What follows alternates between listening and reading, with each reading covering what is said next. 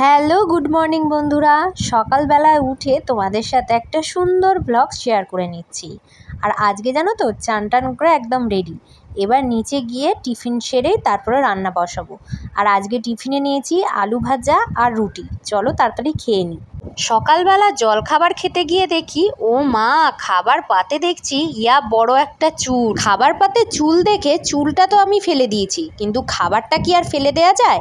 খাবারটা তো আর ফেলে দেওয়া যায় না, তাই জন্য চুলটা ফেলে দিয়ে খাবারটা আমি খেয়ে নিলাম। কিন্তু অনেকেই আছে শুনেছি যে খাবার পাতে চুল পড়লে একদমই খেতে চায় না, খুবই ঘেন্না হয় খেতে। খাবার পাতে তো চুল পেলাম, চুলটা ফেলে দিয়ে খাবারটা খেয়ে নিলাম। তারপরে এখন চলে এসেছি রান্নাঘরে আনাজ কাটতে, কারণ আনাজটা কেটে নেওয়ার পর এবার রান্না চাপাবো। আর আজকে কি রান্না হবে সেটা তো তোমাদের সাথে শেয়ার করবই। তার আগে চলো সবজিগুলো কেটে নিই। তবে এই সবজি কাটা দেখে নিশ্চয়ই বুঝতে পারবে কি রান্না হতে চলেছে। এখন কেটে নিচ্ছি বেগুন, আর তার আগে কেটে নিলাম আলু। আলু দিয়ে বেগুন দিয়ে আজকে একটা তরকারি বানাবো। আলু বেগুনটা যেই তরকারির কাটা হয়ে গেছে, ওদিক থেকে শাশুড়ি মা বললো আজকে দুটো কড়াই দিয়ে দাও তরকারিতে।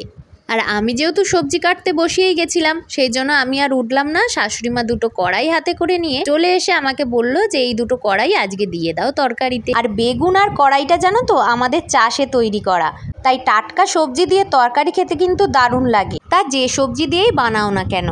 দেশি সবজি দিয়ে একটু পেঁয়াজ ফোড়ন দিয়ে তরকারি করলে না, এক থালা ভাত এক নিমিষেই খেয়ে ফেলবে। আর এই সবজির যা টেস্ট হয় না, আর এই সবগুলো সবজি আমাদের চাষের, শুধু আলুটা বাদ দিয়ে। যেমন কড়াই দেখতে পাচ্ছ, সেরকম হচ্ছে ঠিক বেগুনটাও। আর এই যে দেখো, আমি এখন কেটে ফেলেছি, আর এটাই পেঁয়াজ ফোড়ন দিয়ে জমিয়ে রান্না করব তরকারি। রান্নার জোগাড় একেবারে করে নিয়ে বসলে রান্না করতে আর কতক্ষণ যায়, জোগাড়জাটি করতেই যা সময় লাগে। সে তুমি একটা তরকারি বানাও বা একটার অধিক, হাতের কাছে সব কিছু জোগাড় থাকলে নিমিষের মধ্যেই রান্না হয়ে যায়। আজকে আমি সকাল সকাল উঠে টিফিনটা করে নিয়েছি বলে আজকে আমি সবজিগুলো কেটে নিয়েছি, না হলে অন্যান্য দিন আমার শাশুড়ি মাই কেটে দেন।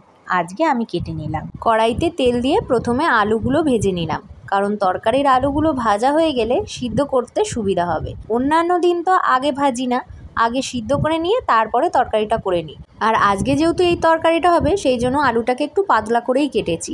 আলুটা ভাজা হয়ে যাবার পর এবার কড়াইতে তেল দেবো, আর তার সাথে কড়াইটা ভেজে নেব। তরকারির আলুটা ভেজে তুলে নেওয়ার পর এখন এই কড়াইয়ের মধ্যে দিয়ে দিলাম কড়াইগুলো। আর এই কড়াইগুলো ভালো করে ভেজে নেওয়ার সময়ই আমি এখন ডিম সেদ্ধটা বসিয়ে দিয়েছি। আর এই যে দেখতে পাচ্ছ, আমি এখন 3টে ডিম সেদ্ধ বসিয়েছি। আজকে ডিমের কারি বানাবো, আর তার সাথে তরকারি তো হবেই। যেহেতু তরকারির মধ্যে আলুটা আর কড়াইটা একসাথে সিদ্ধ করব, সেই জন্য আলুটা আলাদা করে ভেজে নিয়ে এখন কড়াইটা ভেজে নিচ্ছি। এবার আলু, কড়াইটা আদা রসুন বাটা, লঙ্কা হলুদ গুঁড়ো আর নুন দিয়ে একটু সিদ্ধ করতে বসিয়ে দেবো। তারপরে বেগুনটা ভাজবো, কারণ বেগুনটা তো নরম, আগে থেকে যদি তরকারিতে দিই গলে যাবে, একটাও খুঁজে পাওয়া যাবে না। তাই জন্য বেগুনটা লাস্টেই অ্যাড করব। আজকে দিশি কড়াই দিয়ে আর বেগুন দিয়ে তরকারিটা হবে বলে আগে থেকেই আলু আর কড়াইটা ভেজে নেওয়া হয়েছে। এবার সেইগুলোকে তুলে নিয়ে এখন কড়ার মধ্যে দিয়ে দিচ্ছি দিশি বেগুনটা। আর এই বেগুনটা জানো তো দারুণ খেতে, এত মিষ্টি, গাছ পাকা বেগুন তো খুব ভালো লাগে খেতে। আর এটা দিয়ে তরকারি বানালে তরকারিটারও দারুণ টেস্ট হয়। দিশি বেগুন তো ভেজে নিয়ে তারপর তরকারিতে দেব। কড়াইতে বেগুনটা দেয়া মাত্রই সাথে সাথেই ভাজা হয়ে গেল, একেই বলে দিশি সবজির ক্যালমা। আর এইদিকে দেখো, আলুটা আর কড়াইটা ভেজে রেখেছি আগে থেকে, আর এদিকে হচ্ছে ডিম সেদ্ধ। আর একদিকে আমি গ্যাসের মধ্যে বসিয়ে দিয়েছি ডাল, আর তার সাথে আমি তরকারিটাকে সাঁতলে নিলাম পেঁয়াজ ফোড়ন দিয়ে। ব্যাস, রান্না রেডি। এবার তোমাদের বলি, আমার বরমশাই কেন ডিমের ঝোল খেতে চায় না, ডিমের কারি খেতে চায়। আর এই যে ডিমের কারিটা আমি বানাচ্ছি, এটা দেখলে পরেই তোমরা বুঝতে পারবে যে কেন এটা খেতে চায়। এই যে আমি পেঁয়াজ টিয়াজ সব কিছু ভাজার পরে মশলাগুলো সব দিয়ে একসাথে বেশ ভালো করে কষিয়েছি। আর এই মশলাটা অনেকক্ষণ ধরে দমে কষানোর পর এই রকম কালার এসেছে, এই জন্যই বরমশাই খেতে পছন্দ করে।